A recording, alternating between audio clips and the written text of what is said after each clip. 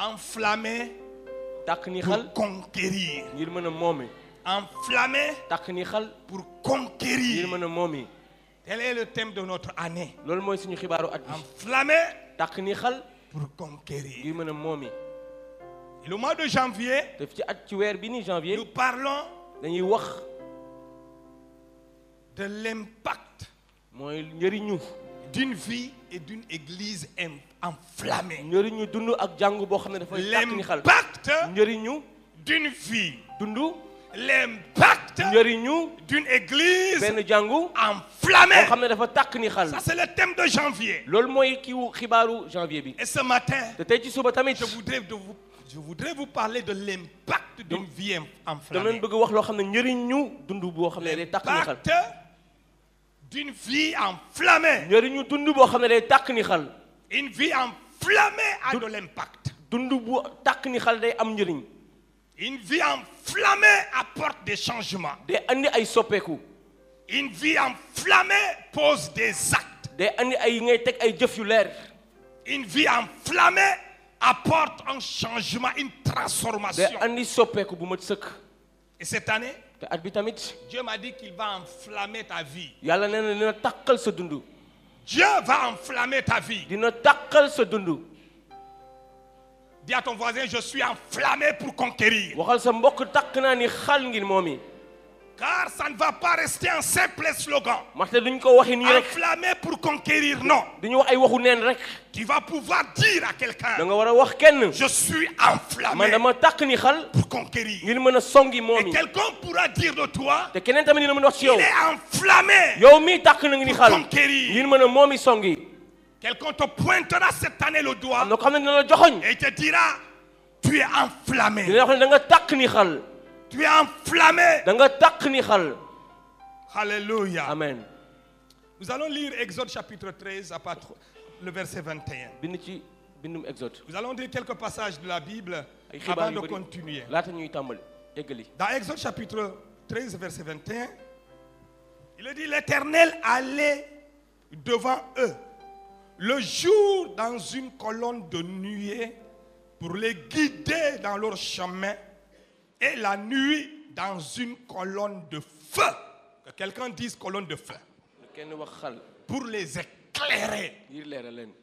L'objectif était de les éclairer. da leen bëggoon leeral. L'impact était de créer la lumière. njëriñ bi mooy amoon leer. Afin qu'ils marchassent jour et nuit.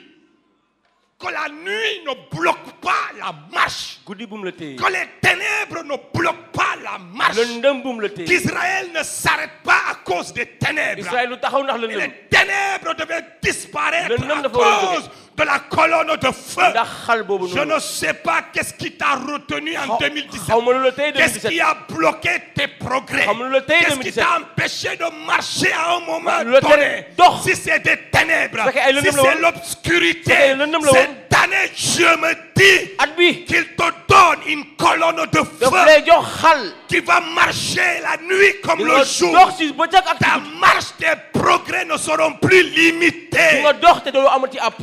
Alléluia. amen. Tu ne vas plus t'arrêter Doo mu parce yem. qu'il y a un obstacle ndax qui est dafa am devant lu la tere toi. dem.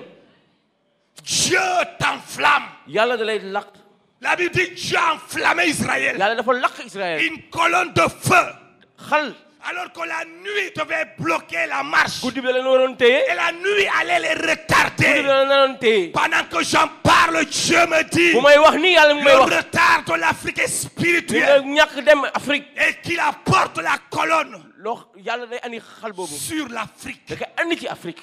La colonne xal boobu est en train de se poser sur mu l'Afrique. ngi koy teg fii ci Afrique. C'est pourquoi nous parlons à ta vie. looloo tax ñuy wax sa dund. Pour que tu sois enflammé. ngir nga mën a tàkk ni xal. Parce que si tu es enflammé, ndaxte soo tàkkee ni xal. ton pays le saura. sa dund sa kër tamit sa dëkk dina ko def. Et le retard te loo xam ne da la téye va woon disparaître au nom de Jésus. dina fa jógee. Alléluia. amen. Dis à ton voisin, tu pourras marcher nuit et jour. waxal sa mbokk di nga mën a dox guddi. Désormais. ak bëccëg.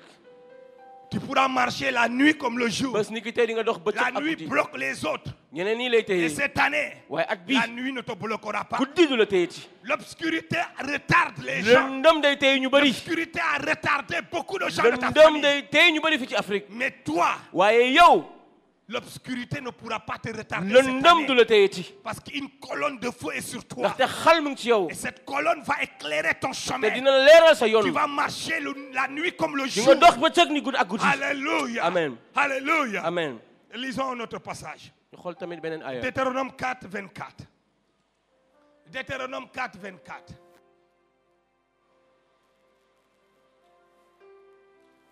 C'est ça? Car l'Éternel, ton Dieu, ndaxte est aji ton sax feu dévorant. Un Dieu jaloux.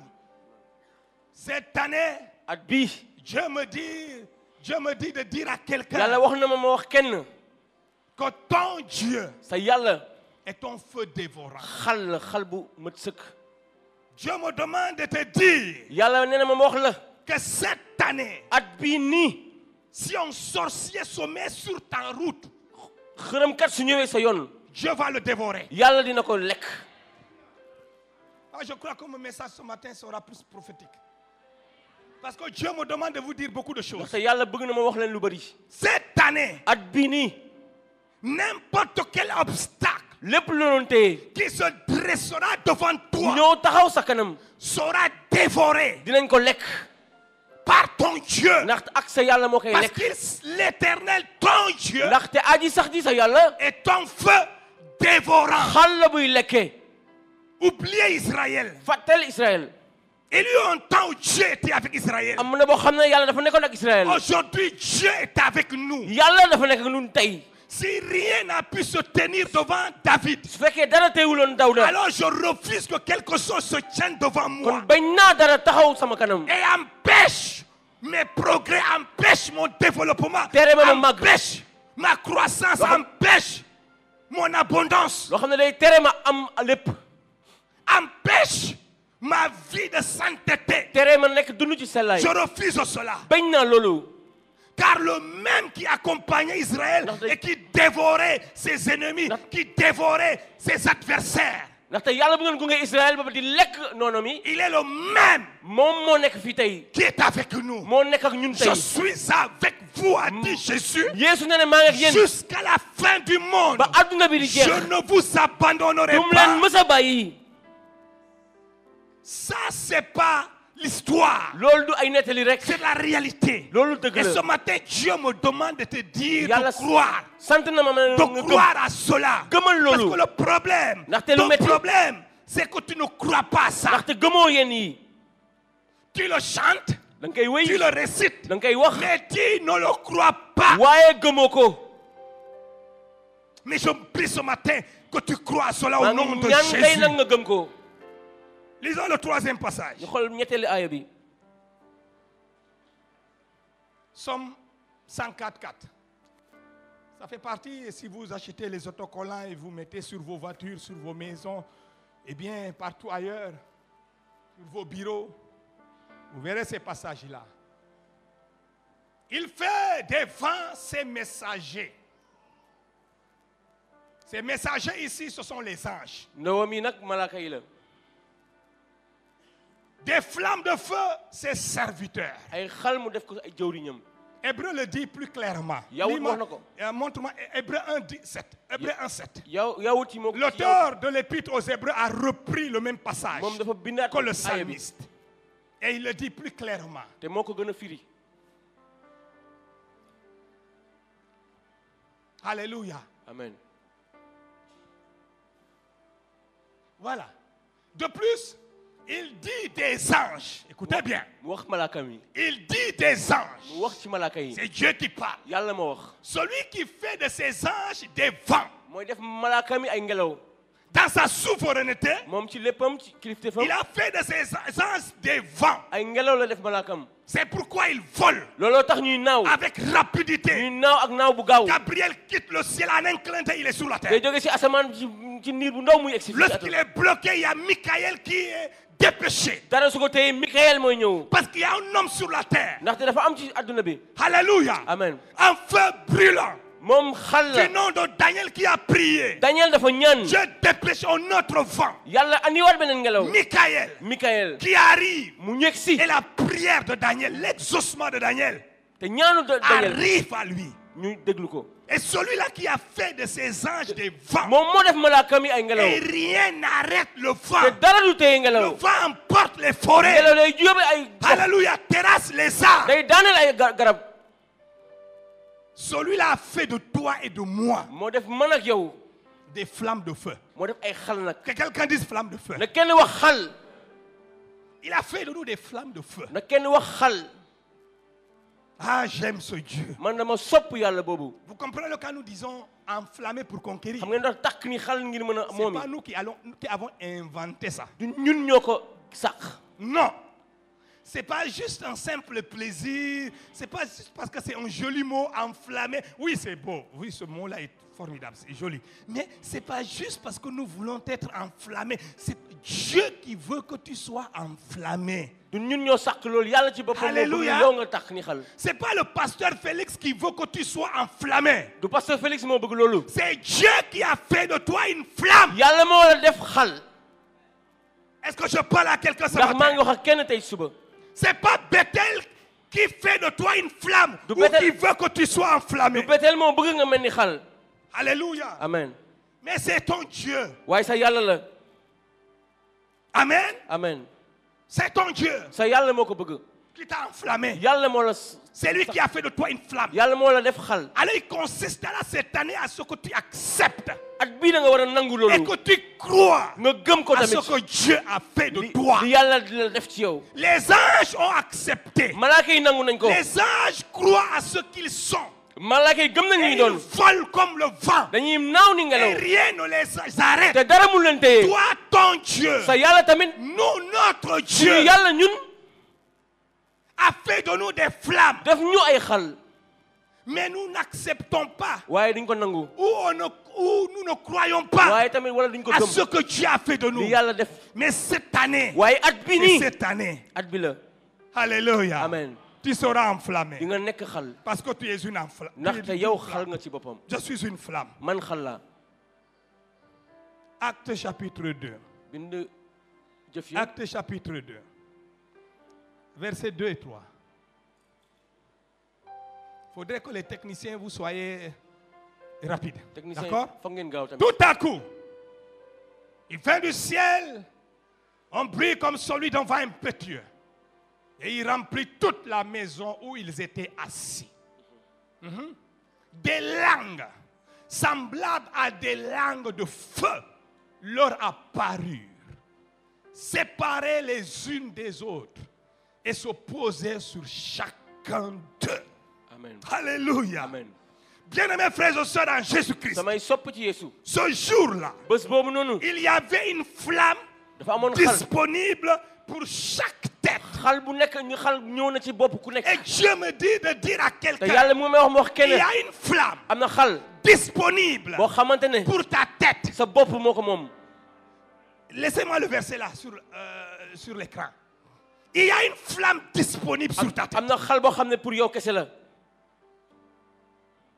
Des langues ay làmmeñ semblables à des langues de feu mel ni ay làmmeñ yu leur xal apparurent, feeñu leen séparées les unes des te autres bokk ñu woon ku nekk et se posaient ba pare tegu sur chaque tête. ci ku nekk Sur chaque tête. joxe tegu ci bopp ku nekk Dieu me dit de dire à yàlla quelqu'un, mu may sant ma wax sur kenn ta tête ce matin, sa bopp tey il suba va déposer une flamme. dina fa teg xal amen Alléluia. amen Il y avait une flamme au ciel dafa amoon xal ci qui àdduna portait le nom de Pierre. am Pierre la tuddoon Et la flamme ne s'est pas trompée. xal bi juumul Dépêchée par Dieu. yàlla bu mu ko andee Et sur cette flamme, il y avait le nom de Pierre. Pierre lañ ko La bindoon flamme est arrivée jusque là, sur la tête de Pierre. xal bi egsi ba ci bopp Pierre n'a pas reçu la flamme de Jean. Pierre jotul xalu Jean Jean n'a pas reçu la flamme de Matthieu. Jean jotul bésu Matthieu Chacun, sur chaque flamme était écrit le nom de quelqu'un. xal bu nekk dafa amoon turam Alléluia. amen Et chaque flamme xal est venue se poser Xal sur dafa la ñëw. personne qui correspondait avec le nom écrit dafa dessus. tegu ci ak boo xam ne dafa méngoog turam Ils étaient 120. dañoo bëri woon loolu Et 120 flammes ont été dépêchées par le ciel. Te xal bu- 120 flammes se sont détachées. xal dafa jóge ci asamaan bi ñëw tegu ci bopp ku nekk De ce feu, la Bible dit l'Éternel est ton feu mu ne yàlla dévorant. aji sax bi dafa nekk xal 120 flammes se sont détachées de ce feu dévorant. téeméer ak ñaari fukk ñoo ñëw jóge ci Parce que asamaan le Saint-Esprit ndaxte xel bu est Dieu. sell mooy yàlla Le Saint-Esprit, c'est une partie intégrante de Dieu. xel mu sell mi yàlla Au la commencement, Dieu dit, ci faisons l'homme à notre image. dañu def yàlla nit Il avait le Fils et dafa il amoon avait doom le Saint-Esprit. amoon xel bu Vous sell bi savez que le Fils s'est détaché un jour pour aller accomplir Amoon- l'œuvre la plus difficile au monde. doom ji dafa jóge ñëw def lu gën a metti ci àdduna bi Mais aussi, waaye tamit quand il a fini le Fils, bu mu paree le Saint-Esprit a dit, xel bu sell bi c'est ne mon tour. sama waxtu jot C'est na mon tour. sama waxtu jot Et na les flammes se sont détachées du feu. xale yi jóge ci moom Ah, est-ce que je parle à quelqu'un ndax ce maa ngi wax matin? ak kenn tey Parce que suba la flamme que tu vas ndax recevoir xal bi nga nar a ne jot viendra pas d'ailleurs, jógewul fenn du nord ou du sud, jógewul fenn de l'est ou de l'ouest. du niir wala ci- Mais cette waa flamme xal va boobu se détacher de ce day feu. jóge ci Cette xal boobu flamme va se détacher du day feu, jóge ci xal du bi véritable safara bi feu. lay C'est jóge l'Éternel des armées. mooy aji sax Il bi est ton feu dévorant. safara boo xam ne day Les nekkee flammes, 120 flammes, safara yu bëri 120 flammes. téeméer ak Il y ñaar avait ñaar comme fukk quelqu'un au ciel am na koo xam ne ci asamaan la qui nekkoon comptait les nombres de ceux qui attendaient la da flamme. doon lim ku nekk xam ne dafa soxla woon xal bi 1, benn 2, ñaar 3, ñett 4, ñeent 5, juróom jusqu'à egg 120. ba Il téeméer ak dit à ñaar fukk Père, détache-moi mu 120 ne jëlal ma flammes. téeméer ak ñaar fukk Détache 120 flammes. téeméer ma ñaar téeméer ak ñaar fukk Nous ne savons pas combien de personnes nous sommes ici. xamuñu ñaata lañ nekk fii L'organisation a compté. organisation Peut-être lim ils na se sont trompés. mun na am juum nañu Et Dieu ne se trompe waaye pas. yàlla du mës a juum Je veux dire à quelqu'un ce dama matin. wax kenn tey suba Peut-être on a compté tout le monde, lim nañ mais ñëpp on t'a oublié. waaye fàtte nañ Mais leen Dieu, lui, ne peut pas waaye yàlla t'oublier. mënu la fàtte amen Alléluia. amen Dieu, lui, ne t'oublie pas. yàlla mënu la fàtte On a compté les frères de David. lim nañ ay On a oublié ñu David. fàtte Dawda Son père l'a oublié. baay yam dafa fàtte Oh, je veux dire à quelqu'un ce waaye matin. dama bëgg wax kenn Si tey ton suba père t'a oublié, sa baay da la fàtte ce n'est pas grave. du lu Si metti ta mère t'a oublié, sa yaay da la fàtte ce n'est pas loolu du grave. lu metti Si ton oncle t'a oublié, sa nijaay da la ce n'est fàtte pas grave. loolu du lu graaw Tu as commencé l'école.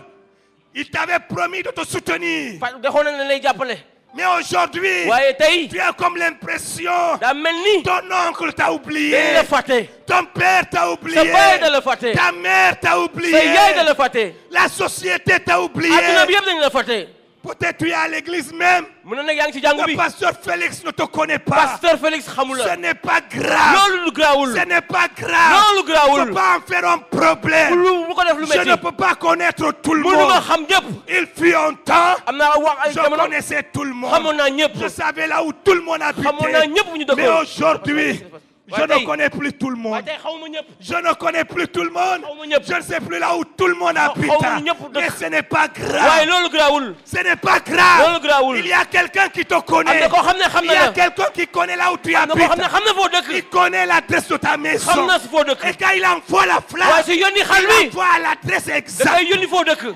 amen merci pour ça Est-ce que je parle à quelqu'un ndax ce maa ngi wax ak matin? kenn tey suba Le premier dimanche de l'année, dibeer bu njëkk bi je veux que tu arrêtes de dire dama bëgg nga bàyyi les wax gens m'ont oublié. man ki def ma Les fàtte gens ne me connaissent nit yi pas. xamuñu ma Ton Dieu te connaît. waaye yàlla xam na la Ton Dieu ne t'oubliera yàlla du la mës pas. a fàtte amen Dieu m'a demandé de dire à quelqu'un yàlla cette dafa ma année sant ma wax kenn tey que suba l'Éternel des aji armées, xaarekat yi il connaît ton nom. xam na sa tur Lorsqu'il envoie les mu flammes, yónni ay xal yi lorsque les flammes se détachent xal de yi bu lui, ñuy jóge ci moom il dit à chaque day wax flamme, xal bu nekk toi flamme numéro 1, yow mii xal bu tu njëkk te bi poses sur la pierre, la tête de Pierre. tegu ci boppu Pierre Flamme numéro 2, xal bu ñëw il y a Jean qui serait à côté. am na Jean mu nekk fii Parce que quand Pierre court, ndaxte Pierre si daw Jean aussi court. Jean tamit day daw Ah oui, oui. amen Et quand Pierre est fatigué, Pierre su sonnee Jean le dépasse. Jean tamit da koy tegi Il est toujours à côté de ci Pierre. wetam la nekk C'est le concurrent de Pierre. moom moo doon nekk ci Et wetu Pierre Dieu dit aux flammes, mu ne yow xal nga vous vous détachez, yeneen i tegeeku mais vous partez chacun de vous parce que vous n'avez pas toutes vous, les mêmes missions. bokkoo leen liggéey ku nekk C'est pourquoi loolu tax j'aime des grands hommes de Dieu. dama sopp nit yàlla yu mag yi Grand homme de Dieu comme Roland Dalo. Roland Dalo dama ko sopp C'est un grand frère, un mentor. mag la J'ai écouté son message récemment. récemment. déglu naa ko keroog. Ils étaient en séminaire de 3 jours. dañoo nekkoon séminaire Mais ñetti sa fan. flamme est différente de ma flamme. waaye xalam bokkul ak sama xal. Et je ne peux pas opérer ici avec sa flamme. mënu ma dox ak xalam. Lui, il est congolais. moom congolais Moi, la. je suis sénégalais. man sénégalais la. Il vit à Kinshasa. waaye moom Kinshasa Je vis à man Dakar Dakar. laa dëkk. Il a sa flamme. am na xalam. J'ai ma am flamme. naa sama xal tamit. J'ai ma flamme. am naa sama Sa xal. flamme porte son nom. xalam na Ma xam turam. flamme porte mon sama nom. xal sama tur la war. amen. Je veux dire à dama quelqu'un, bëgg wax kenn. arrête de vouloir être comme l'autre. bàyyil bëgg a mel ni keneen Tu ki. ne peux munoo pas. ko nekk. amen. Ta flamme n'est pas sa flamme. sa xal du na xalam. Sa flamme n'est pas ta flamme. xalam du sa xal. Chaque flamme xal bu nekk s'est détachée dafa teggeeku. du feu. jóge ci Du safara bi. feu. ci safara bi. Alléluia. amen. Je ne veux pas une flamme xal qui se détache de la flamme de Pierre. mënul jóge ci xalu Pierre. Je ne veux pas cette bëgguma flamme-là. xal bu mel noonu. Cette flamme sera diluée. xal boobu noonu du bokk. Je veux une flamme dama bëgg qui xal. se détache boo xam ne dafa du jóge feu dévorant. ci safara buy lekkee boobu. Hey!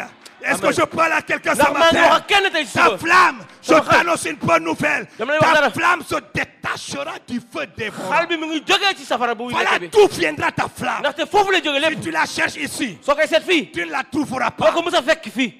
Si tu la cherches su ailleurs, fekkee feneen nga koy seet. chez un prophète, su fekkee benn tu yonent. ne trouveras pas ta doo flamme. ko mës a gis. Tu risques de ramasser un feu di étranger. nga gis xal boo xam ne du xalu yàlla.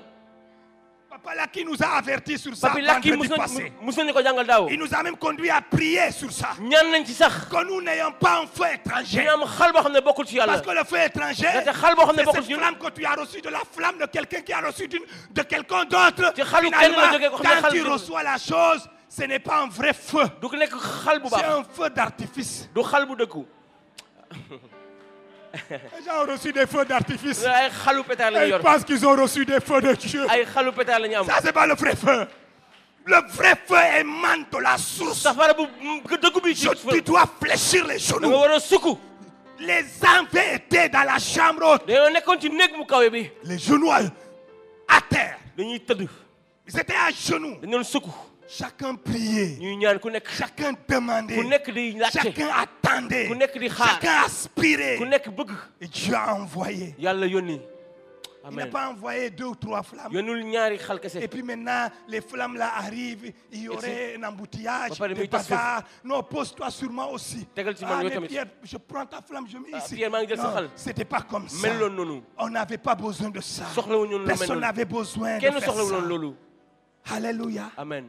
Aujourd'hui, tey il y a quelque chose que nous devons corriger. am na loo xam ne dañ ko war a Nous sommes bàyyi. devenus cette église, ces chrétiens. jàngu Quand on entend qu'un prophète est venu de l'Est, suñu déggee benn yonente ñëw na rek. comme si notre flamme devait venir de lui. su fekkee xalam Quand si on moom la entend jógee. comme Bishop est arrivé, Bishop egsi nous na. courons. ñu dégg. On donne sa tête. joxe suñu bopp.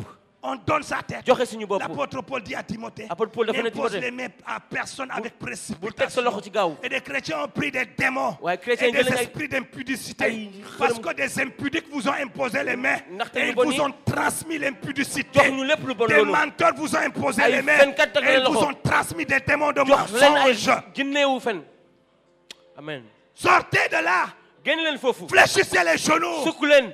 Demandez à Dieu ñaan leen que yàlla. la flamme vienne de lui. xal bi jóge ci Parce moom. que c'est lui le feu. ndaxte moom mooy safara. Alors s'il doit avoir une su flamme, fekkee waram la xal. flamme ne doit provenir que du ci feu. moom kese la war a jógee. amen. Alléluia. amen. Même nos enfants, suñu doom yi ils sont dans la salle ñu ngi ci fële. de conférence.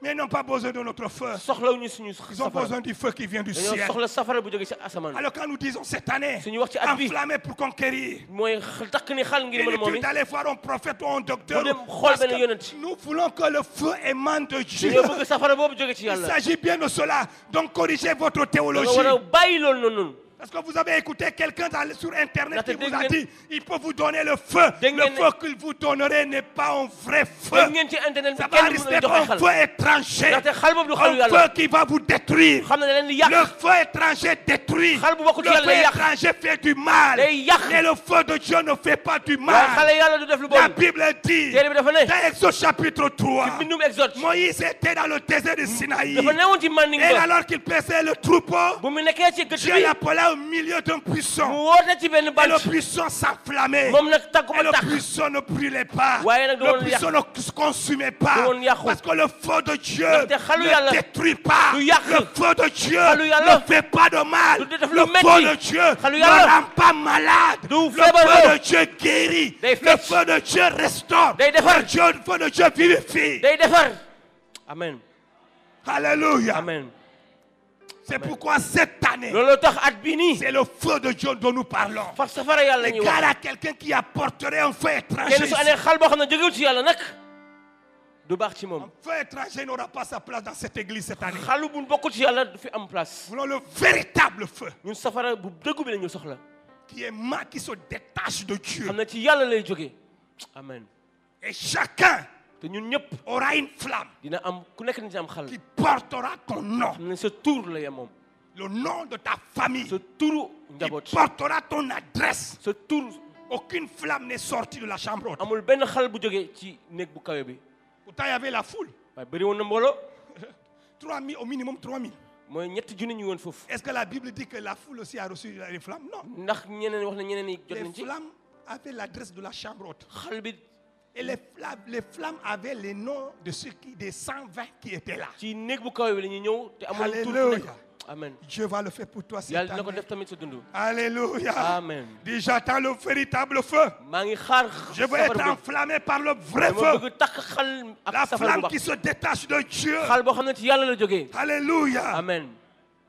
C'est pourquoi quelqu'un a dit, loolu tax kenn wax na ne. l'église est née jàngu bi dafa judd. quand les flammes sont apparues. ci xal bi fu mu tàmbalee. L'église est née au milieu des flammes. ci wetu ci xal yi la C'est juddoo. pourquoi cette église doit rester enflammée. lu tax jàngu moo tax jàngu bi dafa war a. Alléluia. amen. Ésaïe 3:6 nous dit ceci. Isaïe dafa ne. Ésaïe 3:6. Ésaïe 3:6. L'église doit rester enflammée. jàngu bi dafa war a. Le chrétien doit rester dafa war a enflammé. nekk ci xal. Enflammé, nous devons l'être. dañ ko war a nekk. Enflammé, nous devons le dañ demeurer. ko war a des. Ésaïe 3:6 dit ceci. On dira, on ira quand la flamme va descendre sur toi. xal bi su Hey, ñëwee ci yow. quand le feu de Dieu va se détacher safara yàlla su ñëwee ci pour yow. se poser sur toi. ba tegu ci yow. Isaïe dit, on ira jusqu'à saisir son frère dinañ dem ba jàpp mbokkam. dans la maison ci paternelle, dans këru la baay. maison de ton père. ci sa këru baay. Ce frère, c'est toi. On va te saisir mbokk boobu noonu yow la. dans la maison de ton père. ci sa këru baay. Et on va te dire, te dañ la wax. tu as un habit, am nga yére. sois notre chef. nekkal suñu kilifa. D'autres versions disent, yeneen bi nii. tu as un manteau, am nga yére. sois notre chef. nekkal suñu Tu as kilifa. un vêtement, am nga benn yére. sois notre chef. nekkal suñu kilifa. Jésus, avant de partir, Yeesu laata muy dem. vous avez la Bible dit, Jésus était rempli du dafa Saint-Esprit. feesoon bu baax ak Et xel il bu est allé sell. dans le désert te dafa dem ci où manding il ba. fut tenté ñun yàlla pendant seytaane. 40 jours. seytaane Mais fitnal en ko. quittant le bu désert mu génnee ci manding ba. pour aller prêcher dans la synagogue de Nazareth, dem joxe ci këru yàlla bi foofu ci Nazaret. la Bible dit de lui, téere bi dafa ne. il fut revêtu, dañ ko solal. revêtu dafa solu. de la puissance d'en ak haut. doole aji kawe. Sa flamme avait la forme Xale d'un bi manteau. dafa meloon ni yére la. Sa flamme avait la forme d'une veste. dafa meloon ni veste. Alléluia. amen. Revêtu de la dafa puissance d'en haut. soloon ak doole yàlla bi. Il est allé à Nazareth mu prêcher. dem noonu ak Nazaret. Et ceci est une prophétie qui va te s'accomplir lii sur ta vie. booboo ci yàlla la te dina mët sa dund. Il arrivera un temps. dina wax am Et benn ce waxtu. temps, c'est cette année. te waxtu bii at bii la. Cette année, at bii. la maison de ton père, sa këru baay. la maison de ta sa mère, këru yaay. au conseil familial, sa waa njaboot yëpp. va te reconnaître dinañ ñëw nangu comme la. un homme de Dieu, ni yàlla nitu yàlla. comme une femme de Dieu. ni jigéenu yàlla. Le conseil de la famille. mooy ñëpp ñu nekk Les gens kilifa. vont tenir conseil dina familial ñëw di am benn réunion. pour déclarer ngir wax ne. que dans toute la famille, njaboot bi ils yëpp. n'ont jamais eu un homme comme toi, musuñu gis nit bu mel une ni yow. femme comme toi, jigéen bu mel ni yow. intègre comme toi. xam ne dafa jub ni yow. Au temps de Job, quand Job a reçu sa femme, Job sa bu mu amee flamme, xal bi. tout le pays s'est réuni gox bi yëpp dañoo nangu ne. et ils ont dit dañoo ne. il n'y a jamais eu un homme comme Job musuñu gis nit bu mel ni dans Job. tout le pays ci du temps. mbooloo mi yëpp. Quand Élie a reçu sa Élie flamme, bi mu jotee on xalam a dit de lui, dañoo wax ci moom Élie le Tishbite. moom mi Il Tishbite bi eut un homme dafa nekkoon dont nit le nom était Élie, turam Élie la le Tishbite. moom Tishbite bi Conseil familial. waa mu njabootam On le yëpp reconnaît officiellement nangu ne comme un homme ayant un manteau, nit koo xam ne dafa am yére comme un homme ayant un nit vêtement, boo xam ne dafa am yére un vêtement différent. nit boo xam ne bokkul ak yeneen yére Joseph, yi le secret de Joseph moom loolu tamit moo doon était lié Joseph au mystère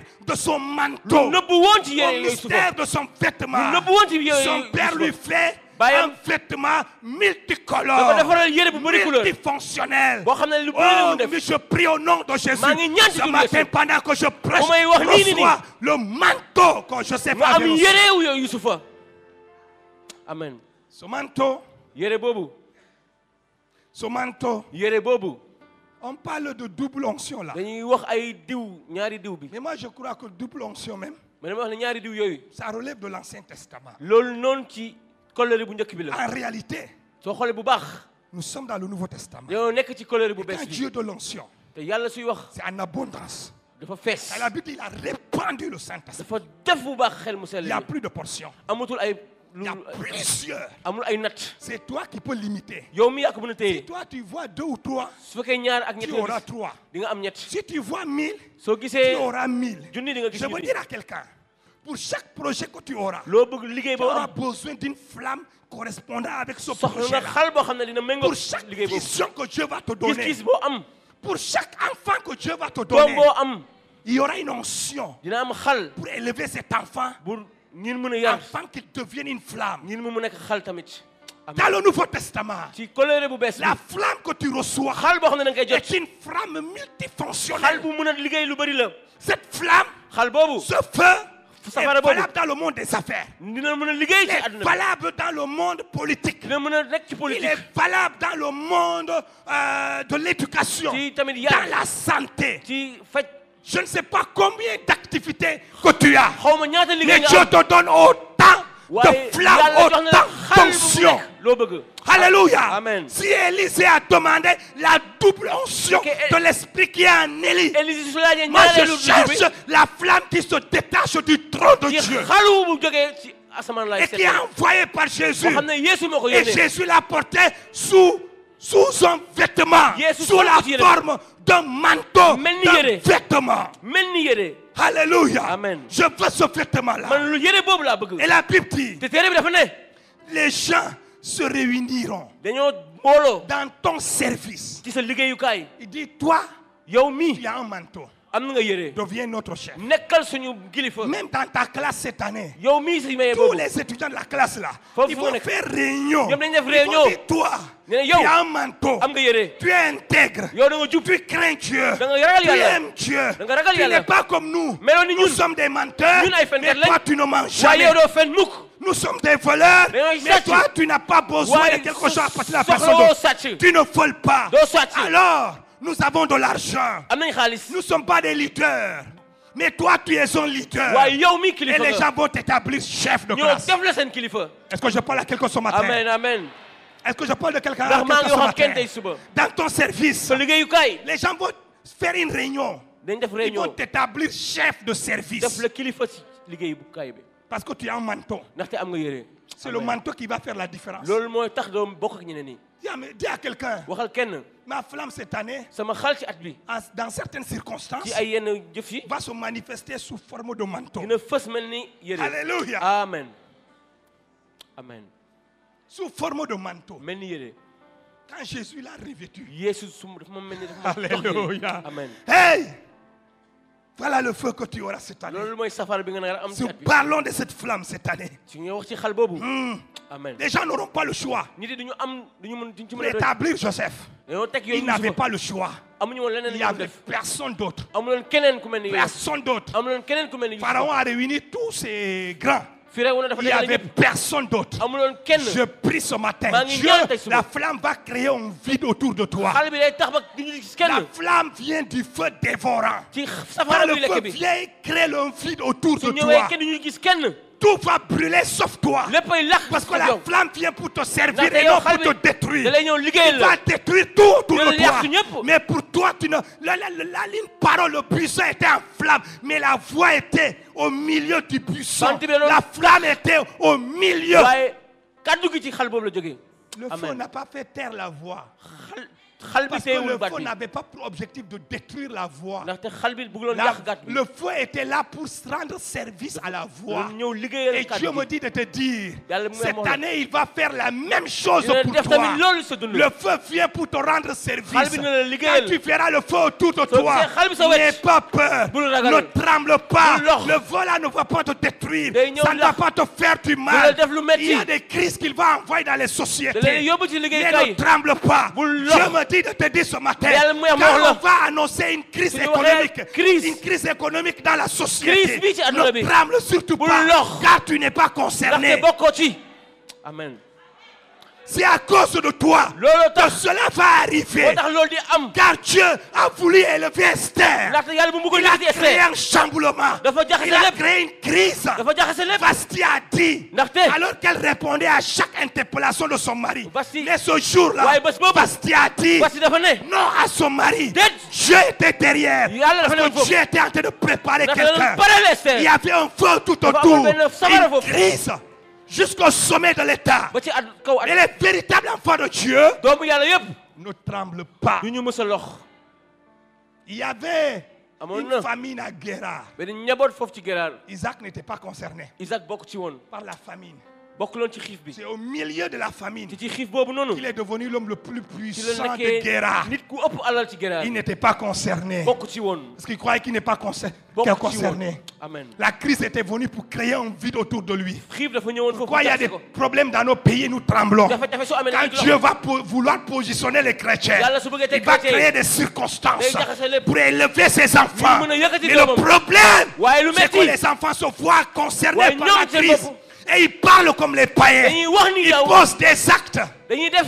que Dieu n'approuve loo xam ne pas. yàlla nangu ko. Et le projet est foiré. ba pare liggéey bi yàqu.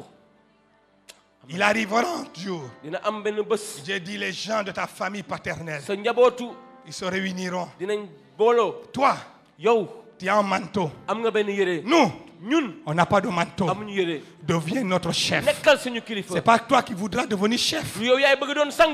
mais c'est ton eux qui voudront que waaye tu deviennes ñoom leur seen chef. bopp ñoo lay def sang. Alors la question de l'élévation laajte boobu ne yëkkati boobu. vient pas de l'Orient, jógewul ne fële. vient pas de l'Occident. jógewul ci nii. Ça viendra de ton Dieu. Yàlla lay C'est jógee. Dieu qui le Yàlla moo veut. lay Et c'est yëkkati. Dieu qui le yàlla moo la fait. yëkkati. C'est lui qui le fait. moom moo koy def.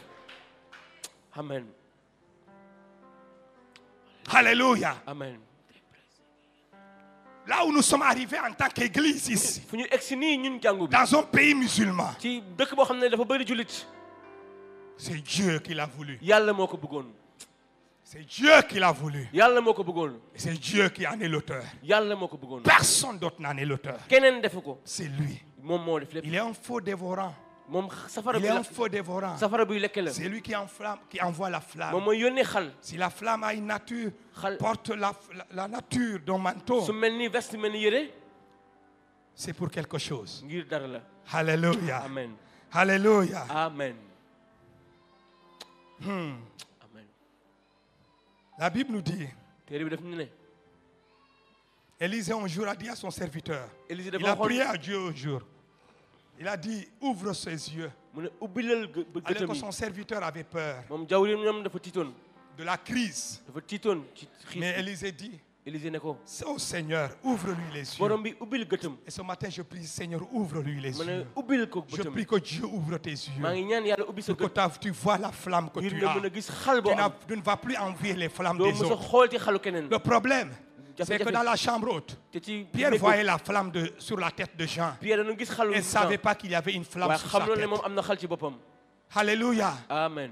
Mais cette année, je prie que Dieu ouvre tes yeux. waaye at bi maa ngi ñaan yàlla ubbi sa Que bët. tu vois ta flamme. ngir nga mën a gis sa Et xal. que tu laisses ta flamme da nga t'embrasser. bàyyi xal boobu lakk De la. la tête jusqu'aux pieds. bopp bi ba ci C'est tànk. pourquoi tout à l'heure, alors que Victoire chantait ce chant merveilleux, moo tax le muy feu wéy. de Dieu Moi, j'ai touché ma tête, j'ai touché ma dama poitrine, j'ai teg touché sama bopp, mon ventre, sama xol, j'ai touché mes pieds, teg sama j'ai fait tam-tam. comme ça. Parce que je veux que le feu de Dieu m'embrasse dama bëgg safara totalement. bi lakk sama yaram Mon yëpp. corps, sama je yaram le soumets à cette flamme. maa ngi koy jox xol Mon bi. esprit, sama je xel le soumets à jox naa cette ko xol flamme. bi. Mon âme, sama je la ruux soumets à cette jox naa ko flamme. safara bi. Je veux que le feu de Dieu safara m'embrasse yàlla. totalement.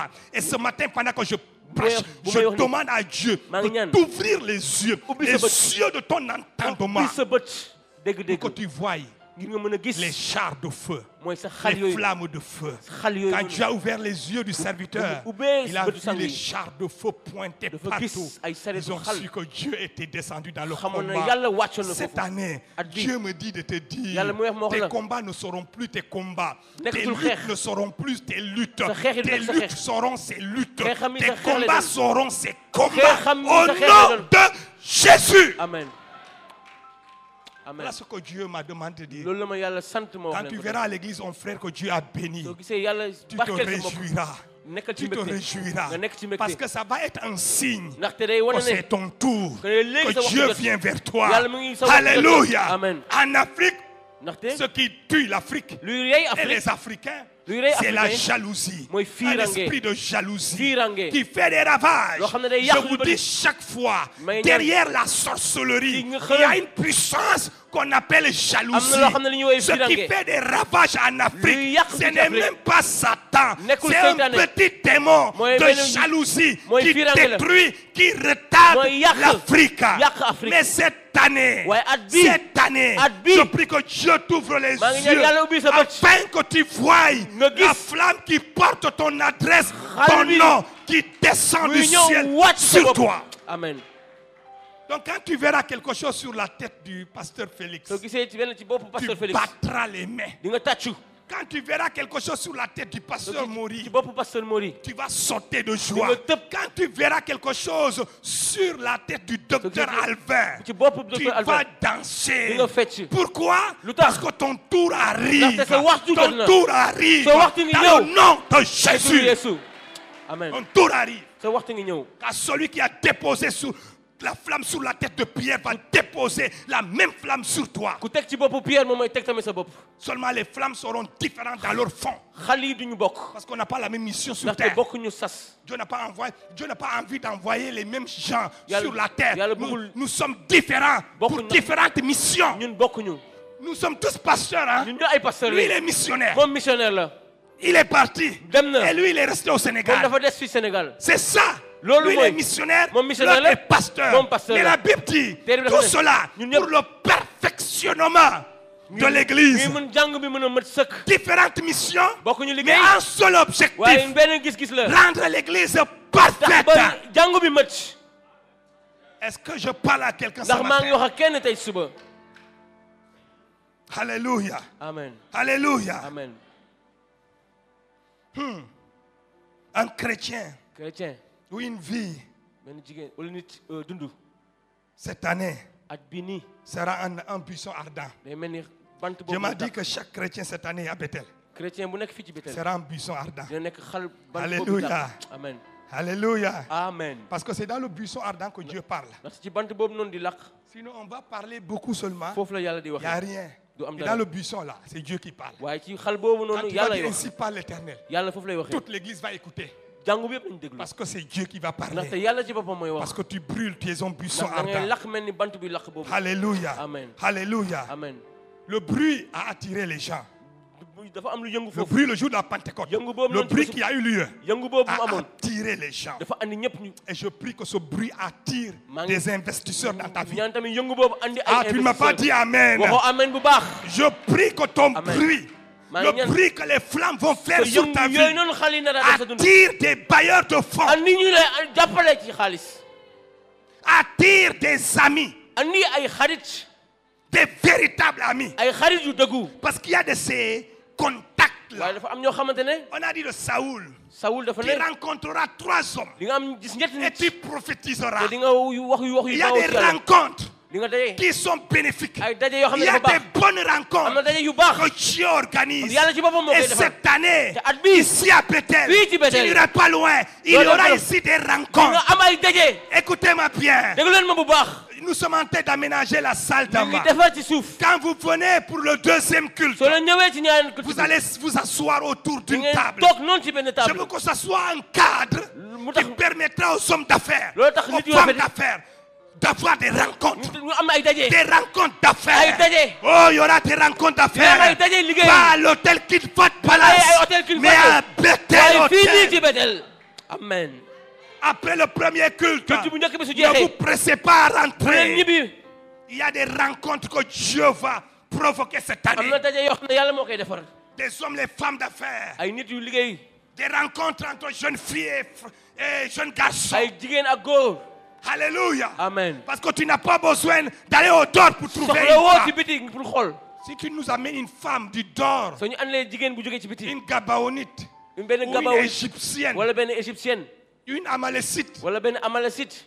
nous allons la refuser. dañ koy bañ. Amen. amen. Ne nous amène pas une bu ñu Amalécite. andi. Amène-nous une Israélite. ana ñu waa Israël. Isaac a dit Isaac dafa à ne. son serviteur le wax plus ancien, gaaw ni ñëm. va dans ma famille. demal sama Va njaboot. dans ma famille. demal sama Et njaboot. ma famille c'est Bethel. njaboot Bethel Notre la. famille sama c'est... njaboot Bethel la.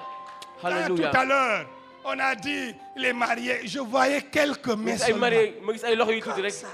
J'ai dit, ah Seigneur, borom bi. je me dis, yàlla na ma. la flamme arrive. Jox Et ko cette dara. année, il y aura beaucoup de dina am rencontres ay sëy yu et bëri. beaucoup de sëy mariages. yu bëri. Alléluia. Amen. Et tout cela sera fait Lépp. sous la supervision de la colonne de feu nekk ci ay xal qui boobu. va éclairer les xal relations. boobu mooy leeral Ça va être des bonnes relations. nekk ay lëkkaloo yu Des rafet. relations ay saines. lëkkaloo yu Des baax. relations ay propres. lëkkaloo yu set. Ah, dites cela avec moi. Wax leen Des loolu. relations ay lëkkaloo propres. yu set. Propres. yu set. Propres. yu set. Dieu va provoquer ça cette amen année. yàlla moo koy liggéey. amen. Ah oui, oui, oui. Nous allons célébrer beaucoup de mariages en 2018. sëy dina bëri ci at bi. Beaucoup de mariages. sëy dina bëri ci at bi. Venez. ñëw leen. Si ton cœur bat pour une sœur, su fekkee sa xol mu ngi cette jublu année, ci benn jigéen. nous allons aménager très bien cette salle. saal bi ci suuf. Ça va être comme une salle, Day mel ni comme salle. dans les salles dans les hôtels. saal mel ni hôtel yi. Et nous allons bien l'aménager. dañ ko defar bu Vous baax. allez vous asseoir Ngeen sous toog. le regard de tout le toog monde ci kanam ñëpp. et sous le regard de la colonne. Kanamu Et vous xale allez bi. discuter. Da ngeen waxtaan. Discuter des questions Waxtaan. de cœur, Waxtaan de xol. questions de sentiments, ngir wax xol. sous la supervision de la flamme. xale bi moo leen di xool. Alléluia. amen. Alléluia. amen. Vous n'aurez pas besoin soxla woo leen d'aller à l'hôtel, dem ci hôtel d'aller yi. dans un restaurant dem ci benn restaurant. ou chez toi dans ta chambre. wala dem ci sa biir Parce qu'à Bethel, les sœurs ne visitent pas les frères dans leur chambre. jigéen warul seeti góor À ci Bethel, les sœurs non plus ne visitent pas les frères dans leur chambre. war a seeti ci À Bethel, les frères les donnent rendez-vous à l'église. dañuy ñëw ci Les biir sœurs les chambre donnent rendez-vous à jigéen l'église. ñi tamit fii la ñu leen Et wax. ça sera un signe que le frère est sérieux. nekk ay firnde Que la lii sœur kii est baax la. sérieuse. jigéen kii ku baax la. amen. c'est vrai. amen. Nous allons vous offrir le cadre. amen. Alléluia. amen. Alléluia. amen. Cette flamme xal boobu noonu. va attirer. dina andi. Quand la flamme est arrivée, xal bi bu mu egsee. ça a attiré la dafa andi foule. dafa andi ay nit. La foule est venue. mbooloo bi yëpp Et ñu Dieu egsi. me dit de dire à Yàlla dama ne quelqu'un, la flamme qu'il donne cette année xal bi muy joxe ci à at bi. Bethel, et il a déjà annoncé ça. wax na ko fax Le fii. coup d'envoi a été donné le joxe 31. nañ ko fii ci 31 décembre. Nous avons besoin de plus de chaises. soxla nañ chaise yu bëri. Si Dieu touche votre cœur en ce moment, yàlla su fekkee laal na seen xol tey. regardez, tout ce que nous avons comme chaises est ici dans la salle, c'est plein. xool leen li fees na Il n'y a dell. plus rien. Les enfants sont à terre, ils n'ont pas de chaise. dañoo toog ci suuf amuñu chaise. La salle d'en bas n'a rien comme ci chaise. suuf tamit amuñu chaise. 31, on a loué 600 chaises. 600 chaises dañuy loué. 600 chaises, on a loué. 600 chaises. On a donné aux musulmans jox ko ci pour avoir là où les gens vont s'asseoir. Ngir nit yi mën a Malgré tout, les gens étaient debout. nit yi taxawoon nañ. Les vidéos sont là. Vous Vidéo. pouvez les réclamer au niveau de... Vous allez voir les gens debout. nit yu bëri dañoo taxawoon. Parce qu'ils n'ont même pas de chaises. Alors Donc, qu'on a loué amuñu chaise. 600 chaises ajoutées à ce qu'on a. 600 chaises dañuy dolli ci li ñu am. C'est un projet. loolu xalaat la. Équipons la salle d'en bas. nañu Nous allons projeter nañu defar ci suuf. pendant tous nos séminaires et rencontres importantes ou premier culte. Nous allons projeter le culte culte bi dañ koy dans la war- salle d'en dañ bas. koy teg ci suuf Nous allons l'équiper dans le but de projeter le culte. dañ koy wane ci suuf. Comme le 31, les gens ont suivi le culte 31 dañu ko sool par ko ci suuf. vidéo en bas. ci suuf. Nous avons besoin d'un équipement de pointe. soxla nañ lu baax. Amen. Amen. David avait dit, David dafa je xool n'offrirai pas à Dieu du ma jox di yàlla quelque chose qui ne me coûte. loo xam ne du ma metti. Merci, Jack Kowe. jërëjëf Jàkkowe. pour tes rideaux. Tes rideaux sont là. Ce rideau yaa ngi nii. Pendant qu'on en parlait, c'est lui qui a dit, je vais renouveler les rideaux. moom moo ne damay joxe Que Dieu te bénisse, frère. na la yàlla barkeel. Alléluia. Tes rideaux sont jolis. na la yàlla barkeel. Ils sont déjà là. Dieu va donner des flammes comme ça. Tout Yàlla- cela, c'est le fruit d'une flamme. yàlla dina joxe xal. Alléluia. amen Alléluia. amen. Il y a un homme de Dieu, un éminent théologien, Émile Brunner. Il a dit, l'Église existe jàngu dafa am. car elle a une mission, ndax dafa am liggéey dafa am sas. tout comme le feu existe ni xal amee parce qu'il a la mission de brûler. dafa am sasul tamit lakk. Alléluia. Amen. Et il ajoute ceci, la mission de l'Église, alors, sasu jàngu bi nag c'est de brûler, ngir lakk la. d'enflammer. mu lakk Et la. aujourd'hui, Bethel cherche à vous enflammer Bethel dafa bëgg ngeen lakk. parce que c'est ça sa mission. ndaxte loolu mooy sasam. Si Bethel n'enflamme pas ses enfants, su fekkee Bethel lakkul c'est doomam qu'elle passe à côté que de liggéeyul- sa mission. liggéeyul joxul deful sasam. Alléluia. amen Alléluia. amen. Le feu, safara c'est le logo de Dieu. moom mooy firnde. C'est le firnde logo yàlla la. du ciel, c'est le feu. firnde yàlla la. Alléluia. amen Alléluia. amen. C'est pourquoi looloo tax Jean-Baptiste a fait une des plus grandes déclarations au sujet de Jésus. Yaxya wax na wax bu kawe ci Yeesu. Il dit, moi, mu ne man je vous baptise d'eau. man dama leen di sóob ci ndox. Il y a quelqu'un, waaye am na kenn. il y a quelqu'un qui vient. am na kenn koo xam ne mi Il ngi y a ñëw. quelqu'un qui arrive. am na kenn kuy Il egsi. vous baptisera. moom dina leen sóob. Il vous dina plongera leen dugal dans le Saint-Esprit ci xel bu et sell dans bi le feu. ak xal. Il vous plongera moom dina leen sóob dans le feu. ci safara. C'est ce que Jean-Baptiste a dit. loolu la Yaxya wax. Et à mon avis, te man sama c'est une des plus grandes déclarations wax de bu gën a Jean. kawe la wax ci Yeesu. amen. Hey! Parce qu'il identifie Jésus à son Père qui est un feu ndaxte dévorant. dafay méngool Yeesu ak baayam. Il vous plongera dans un feu. dina leen sóob ci xal. Vous savez, le feu ou la flamme bu safara wala xal. est cité plus de 1000 fois dans la dañ ko Bible. wax mën na junni yoon. Plus de 1000 fois. junni yoon lañ Dans ko la wax ci Bible. téere bi. Donc ça, c'est sérieux. donc loolu lu am solo Dis à la. ton voisin, waxal sa mbokk mi cette affaire de flamme-là, affaire u xal. c'est sérieux de. mbiru xal nag lu dafa. C'est sérieux de. mbiru xal dafa doy waar. Cette affaire, dafa am solo. c'est pas si simple qu'on le croit. du waxu Plus ne de 1000 fois. junni yoon. C'est sérieux. loolu dafa am solo. Pour terminer, ngir pare nag je prends juste un exemple. jëlal benn wone rek. C'est le tabernacle. mooy li ñuy wax tabernacle këru yàlla bi. Lorsque vous arrivez à côté du tabernacle, soo egsee ci ñuy wax ou tabernacle. devant le tabernacle, vous verrez que le tabernacle est divisé en 3 parties. xam ne ñetti pañ. ñetti Il y a le pàcc. parvis extérieur, dafa am parvis extérieur lu ñuy wax parvis qu'on extérieur. appelle la cour. dañuy wax ne mooy gëtt gi. Il y a le lieu saint mooy fu sell fi. et le lieu très saint. gox bu gën a sell gi. Alléluia. amen. Et le parvis extérieur n'était pas couvert. mooy lu nekk ci Guinée mooy li ñuy wax kuur gi. Il était éclairé kenn muru ko woon. par le soleil naturel. mooy jant bi moo ko doon leeral. Et dans le parvis extérieur, waaye ci lu kuur googu noonu. c'était pour tout le monde. ñëpp la woon ñëpp ci mënoon dem. Et dans Matthieu chapitre 5, verset 45, ci biir Macca nag mu ngi wax ne. Jésus va dire une chose. Yeesu dafa ne. Que Dieu, dans sa grâce et dans sa miséricorde, yàlla ci mayem il donne le soleil day joxe jant bi et la pluie ak taw aux bons ak ñu baax et aux méchants. ak ñu soxoon ñi. Cette cour kuur googu était noonu pour les bons dafa nekkoon ñu baax ñi. et pour les méchants. nekkoon tamit ak ñu soxoon ñi. C'était pour tout le monde. ñëpp ko moomoon. La première étape, moom mooy bu njëkk bi. le premier niveau du mooy tabernacle. bu tolluwaay bu njëkk bi. Mais il y avait une cuve d'airain pour se laver les mains, waaye dafa amoon pour se purifier. raxasee suñu loxo. Même si c'est pour tout le monde, waaye su fekkoon ñëpp la. l'invitation, elle est faite à la dañu sanctification. woo ñëpp ngir ñu mën a Parce que sell. le tabernacle tout entier appartenait à Dieu. te ñëpp dañoo Et bàyyi il woo faudrait yàlla. que celui qui s'approche de Dieu se sanctifie. foog ñëpp ñu jege yàlla. ñu Dieu a défendu formellement Moïse yàlla dafa tere Moussa. de ne pas permettre que le peuple s'approche du mu Sinaï. tere mbooloo mi jege ci tundu Sinaï. Ni un animal.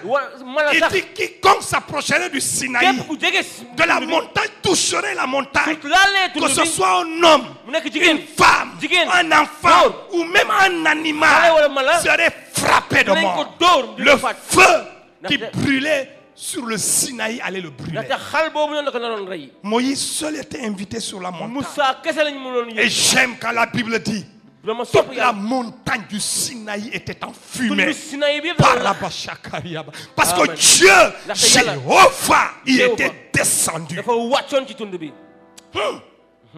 Toute la montagne était enflammée. adduna bi yëpp dafa laxoon. La fumée, muy saxaar. on pouvait la voir à des mënoon kilomètres. ko gis fu sori. Parce que le Dieu ndaxte yàlla du ci boppam ciel était descendu sur la moo montagne. wàcc foofu ci tund bi. Il fallait se sanctifier pour aller sur la da nga montagne. waroon sellal sa bopp ngir mën a Je egg vous ci dire à tund bi. quelqu'un ce matin, bëggoon wax kenn tey ci suba. notre Dieu est saint. suñu yàlla dafa sell. Je vous dis à quelqu'un ce matin, kenn tey ci suba celui tamit. qui s'approchera de Bethel, képp kuy ou jege qui Bétel. voudra s'approcher de ce lieu-là, ku jege fii ci Bétel. cette année, ak qui va fii. essayer de monter sur cet hôtel cette année, bëgg egg fii nii si ci. tu n'es pas sanctifié, su fekkee s'il te sellaloo plaît, ne monte pas ici. bul mës a egg De fii. peur que la flamme qui est ici ndaxte ne te brûle et ne te fasse xale du bu nekk fii mal. dina la lakk dina la Ça yàq. sera interdiction totale. dinañu ko Je tere. m'adresse aux chantres, maa ngi wax ak je ñi nekk m'adresse aux musiciens, maa ngi wax musiciens yi. je m'adresse à la technique, maa ngi wax waa je technique. m'adresse aux photographes, maa ngi wax je photographie. m'adresse à n'importe maa ngi wax qui. ak képp ku Ne yëg fii. montez pas ici yëg fii. sans être sûr que fekkee vous êtes dans la nekkoo ci sanctification. sunu sellaay. amen. amen. Sanctifiez-vous. sellal leen seen bopp. Ne venez pas à bu l'église leen ñëw fii ci jàngu bi. sans être te sanctifié. sellal loolu leen seen Le dund. Dieu d'Israël est saint. yàlla Israël dafa Quand sell. le feu est descendu sur la Safara bu mu montagne, wàccee ci il y a eu dëkk des limites qui ont été dañoo faites. teg dañoo wër Il y a fii. des limitations cette année. dafa am lu ñu wër fii. Cette année, dans tous les départements Ak de notre fii ci dëkk église, yëpp. il y aura des fu ñu limitations. yem ak fu ñu dul yem. Tu amen. ne monteras pas ici parce que tu chantes bien. doo yëg fii ndaxte da nga mën Tu wéy. monteras ici parce que tu te sanctifies. da ngay yëg fii ndaxte da ngay sellal sa dund. amen.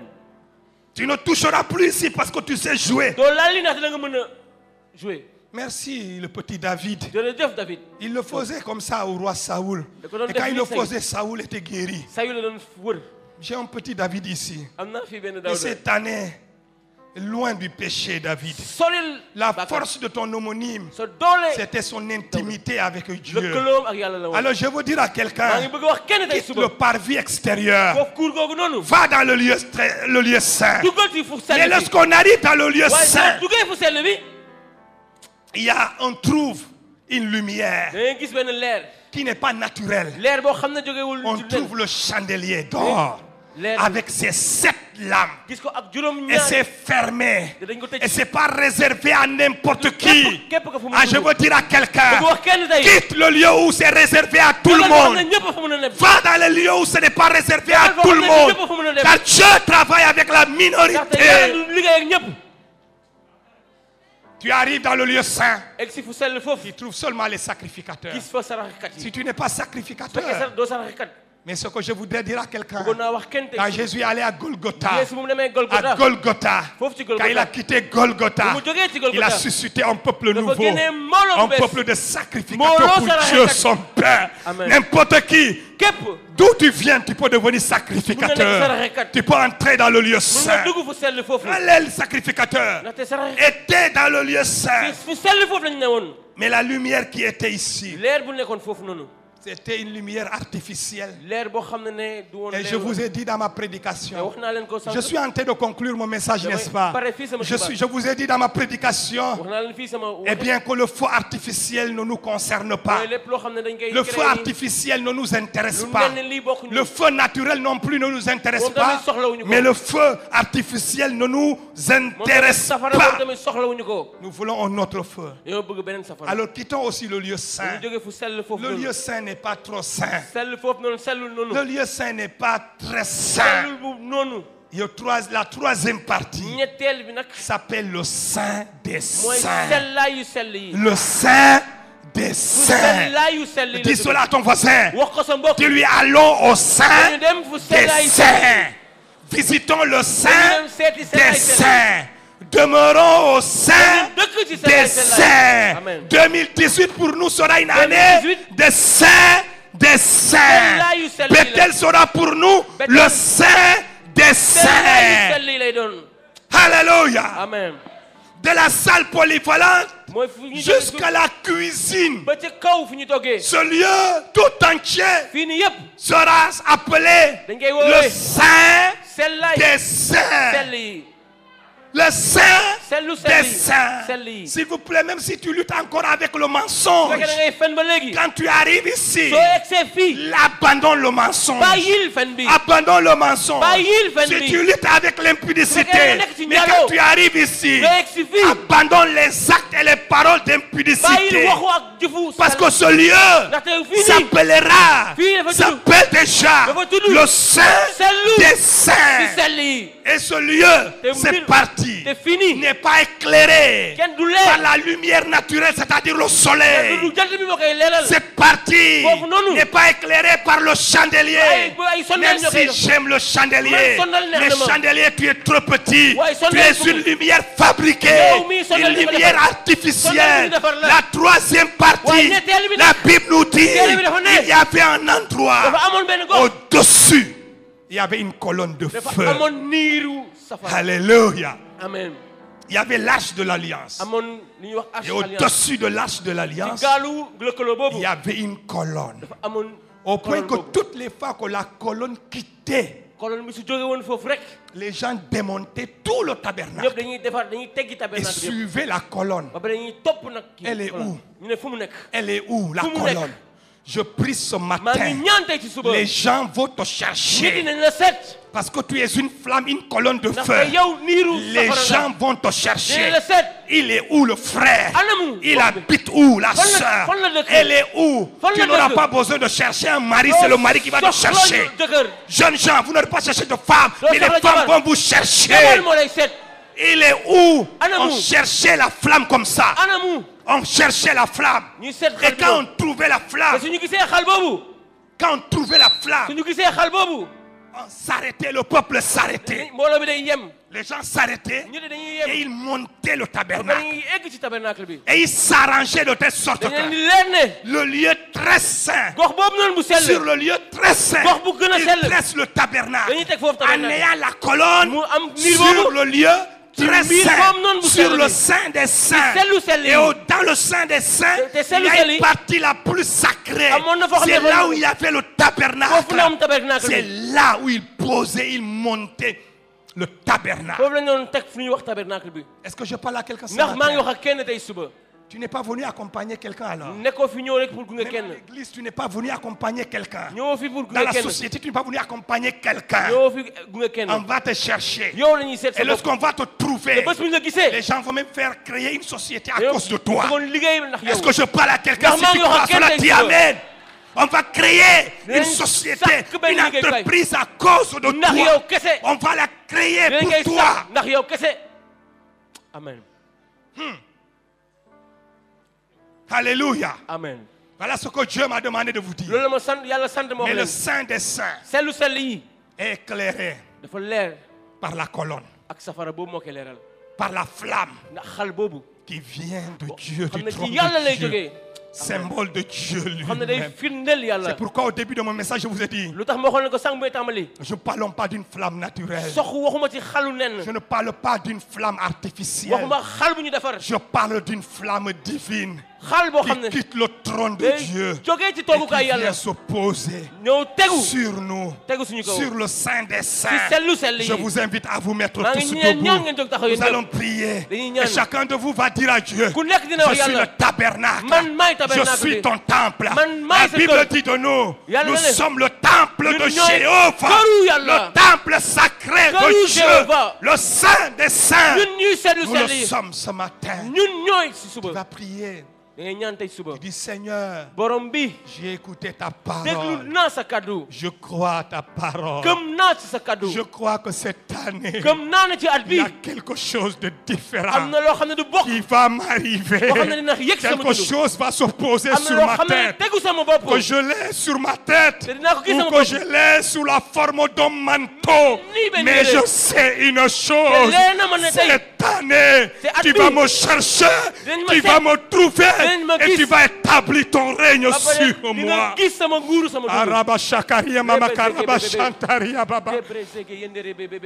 Est-ce qu'on peut chanter ce cantique qui dit Seigneur, enflamme-moi? Alléluia. Alléluia. Je lève nos mains vers le ciel. yëkkati suñu Lève loxo nos ñu mains ñëpp. vers le ciel. Parce que la colonne est sur le point Te d'arriver. ligne baa ngi waaj a C'est egsi. pendant qu'il priait. bu ñuy C'est ñaan pendant qu'il priait. La flamme qui portait ton nom. La flamme qui porte ton nom. La flamme qui porte ton adresse est sur le point d'arriver. C'est une flamme comme tu n'as jamais reçu. Pas une flamme copie, mais c'est une flamme qui se détache. Une flamme qui se détache de toi. Le feu dévorant. Viens sur moi. mu ngi ñëw si yow. Par à Dieu. Viens sur moi. Flamme de Dieu. Viens sur moi.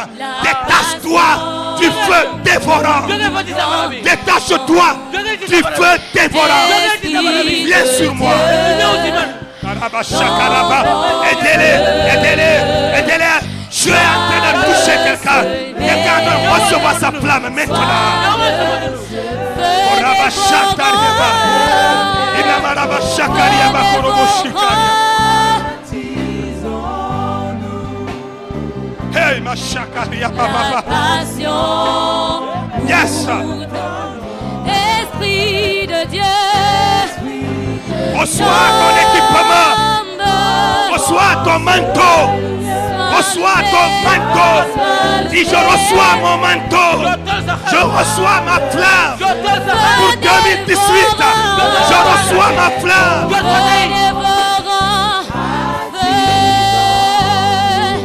Feu dévorant. Feu dévorant. Feu dévorant. Yes, Amaraba Shakariaba. Ripaba Shantaraba. Rapa Kantaraba Solo. Inamaraba Shokoriaba. Ripaba Shantaria. Yes, Amaraba. Koripa Shanta. Ripabobo. Maraba Karaba Shikoria Baba. Ripapa Sontori Baba. Itamara Shekenteria Baba. Karaba Shika. Hey, ma Shikaria Baba. Merci Jésus. La passion pour ton âme. Feu dévorant. Attisons-nous, attisons-nous. La passion, la passion. Feu dévorant. Écoutez-moi bien. Attisons-nous. Écoutez-moi bien. Ce culte est prophétique bii dafa bawoo ci et yàlla. ce culte est important. Nous sommes au premier dimanche de l'année. dibéer bu njëkk. L'heure est aux résolutions. waxtu bi jot na nga wax. L'heure est à l'équipement. waxtu bi jot na nga Et le sol. meilleur équipement, te sol bu gën c'est la flamme. Car après la flamme, te xal bi. que l'église est née, il y a quelque chose qui doit naître. am na lu war a judd. Et tu as besoin d'une flamme de Dieu. jàng bi dafa soxla xalu yàlla. La prière que tu fais ce matin va toucher, va guider ta vie pendant toute l'année 2018. Je vais demander au pasteur Félix de venir prier. pasteur Félix mu ñëw ñaan. Nous allons lever nos mains. ñu yëkkati suñu loxo ñun ñëpp. Nous allons lever nos mains. ñu yëkkati suñu loxo ñun ñëpp. Il va prier pour nous. daf ñu ñaanal. Parce que je crois, ndaxte gëm naa ne. il y a quelque chose que Dieu veut que tu obtiennes. am na lu yàlla bëgg tey. Si ça vient sous la forme d'un manteau, prends. su ñëwee ni mel ni yére jëlal. Si c'est du feu que tu sens sur ta tête, prends, reçois. jëlal. Si c'est une colonne que tu vois, prends, mets-toi au-dessus de la colonne. ñëwal. Quelle que soit la forme que ça va prendre, ni mu mel ni nuro. reçois, jot ci. prends. jëlal. Car quelque chose est sur le point de naître. ndaxte am na luy waaj a judd sa Et la chose n'attend que le feu. te yow xal Que la le xaar. feu descende. xal su ñëwee. Que la chose voie le jour. ndax loolu mën a juddu. amen.